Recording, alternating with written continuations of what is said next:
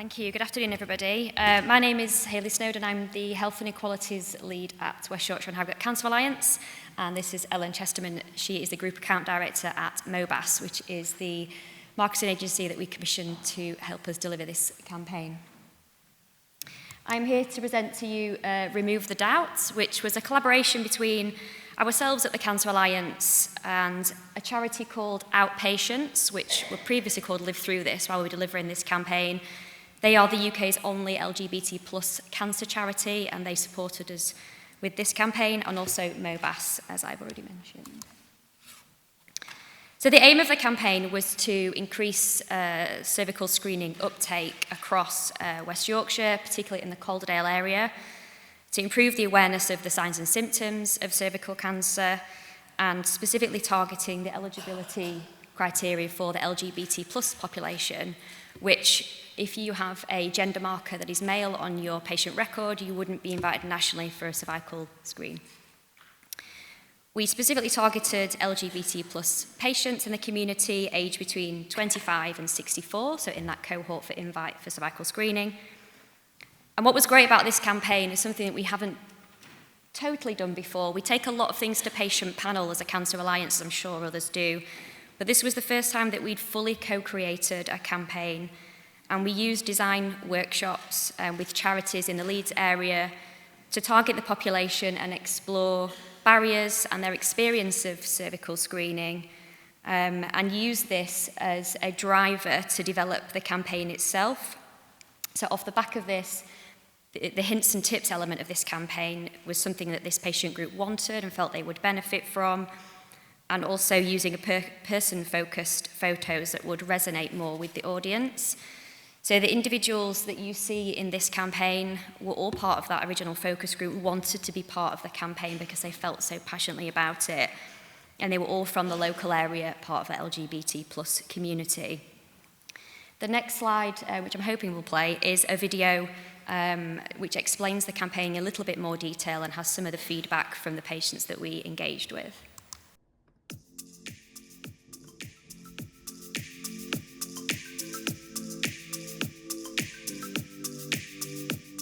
So all screening is important for everyone, and that includes cervical screening, especially for our community that has lower rates of it. So we need to get people out there and get them tested. Our health isn't always prioritised in the way it should be, so we need to make sure that we're looking after ourselves as best we can and that we're not missing things because of the discomfort of going into a surgery and talking about these things. I think it's a very straightforward screening, and I think it can be really overcomplicated, and I think a lot of it is just a lack of awareness and a lack of knowledge about cervical screening. So there's some myths or misinformation about how screening works, so we just want to make sure the community is informed so they can feel like they're in control and go and get the screening that they're absolutely entitled to.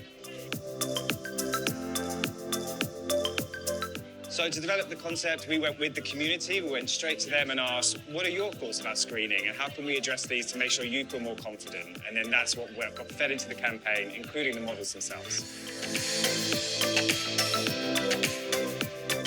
The campaign is absolutely fabulous. It's inclusive, it's eye-catching, it's sassy, and I just love just how diverse it is. The fact that, all the publicity caters for the whole of the LGBT plus community, and I think that's what makes it so special. So we're here to tell people about the campaign. So rather than just sticking it on the internet, we're bringing it to the people and we're going to let them know how important screening is for them too.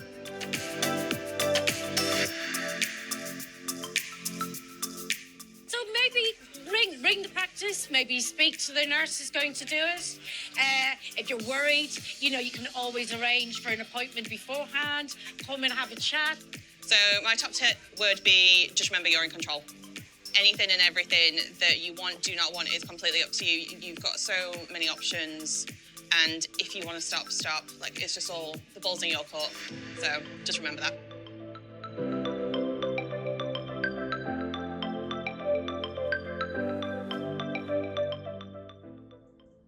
I'm going to hand it over to Ellen, who's going to talk through. So we just wanted to give a bit of an overview in terms of the creative concepts, and as you would have seen in the video there, the whole point of the co-creation workshops is that we wanted to create something from the community to the community. And the concept itself takes negative experiences, myths or misconceptions, which are stopping people from booking their cervical screening, and we've just transformed them into a positive, empowering and authentic communication from those within the community to the community. The structure physically removes the word doubt from the headline, as you would have seen, and it creates the basis for the overarching campaign name, hence Remove the Doubt.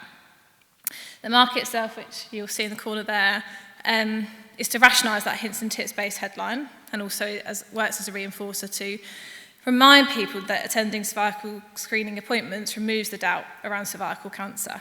It carries the Progress Pride flags as well to make sure that we have that resonance with the LGBTIQ+ community. And we have different variations where the cervical cancer line at the top is then driven by the campaign ambassador within the campaign itself.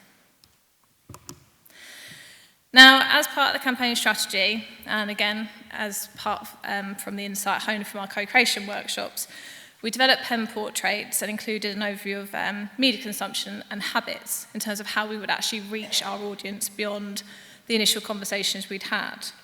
As such, social media was identified as a key channel, as it plays an important role throughout our lives. And if managed well, it can be one of the most cost-effective and timely marketing tactics for a campaign like this. And also with consideration in terms of that broad audience that we're trying to target, we need to take into consideration the various channels that we can use to communicate the campaign itself. So we used organic channels, most kind of led towards the outpatients channels because of their existing network with the community, but also the Cancer Alliance's pages as well as a validation tool. So not only think about the kind of patients that we're trying to reach, but also our secondary audience with healthcare professionals. It's really important that we open up the two-way conversation. In just under 3 months, we achieved 7,400 impressions from just 53 posts, and our engagement rate was around 4.7%. Now, in addition to our organic activity, we also looked at paid, and we started looking at Meta's, so Facebook and Instagram's targeting capabilities. Now, as some of you may be aware, in terms of targeting capabilities, there are parameters in place, obviously, to protect those that we're targeting. So we use things like interests, like TV shows, public figures and key interests that we thought and knew that were closely followed by the LGBTIQ+ community to make sure this message reached out. And as you can see, direct targeting increases the opportunity to reach our audiences, as impressions reached just over 139,000 people, resulting in 8,288 engagements and an overall click-through rate of just under 6%. So that's people going to the website to find out more information. Now that's great, but we also had some really top-performing ads which achieved an outstanding 11.67%. You're probably looking at about an industry average of about 5%. So for channels like Instagram, where image and video are paramount, we added movement and snippets from the video shared earlier to extend reach and engagement. And we saw over 10,000 through plays, which is when a video ad is watched to completion, or up to at least 15 seconds, and ultimately supporting the awareness and reach of the campaign. Now, obviously, in addition to social, we also need to consider another format of communicating to our audience.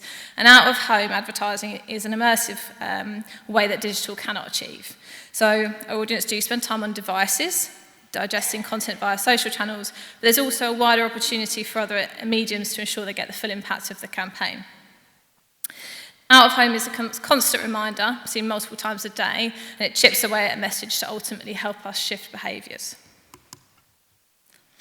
As such, we coupled our digital activation with an out-of-home plan, including rail and roadside posters to help increase awareness, as well as providing additional opportunity for the campaign consumption with optimal placements where we have a higher dwell time. So it's where people have more time to really kind of engage with the message, but also click through the QR code and go to the website to find out more information.